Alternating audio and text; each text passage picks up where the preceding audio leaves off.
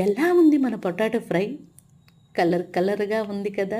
దీని మీద కొంచెం కొత్తిమీర జల్లామంటే యెల్లో ఉండే ఆరెంజ్ కలర్‌లో రెడ్ కలర్ కాంబినేషన్‌లో చాలా బాగుంది కదా!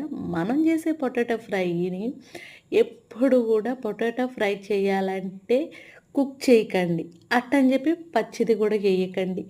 50% కుక్ అయిన తర్వాత దాని మీదుండే చర్మాన్ని నైస్‌గా పక్కకు తొలగించినామంటే ఇలాగా మనకి ఎక్కడ కూడా మ్యాష్ కాకుండా పొటాటోగా ఉంటాది.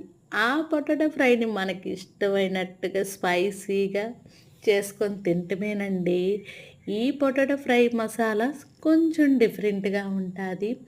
తినేదానికి ఆసమ్‌గా ఉంటాది. ఎప్పుడు గాని మనం పప్పుచారు, రసానికైతే ఈ పొటాటో ఫ్రై చాలా బావుంటది గదా! ఏమంటారు?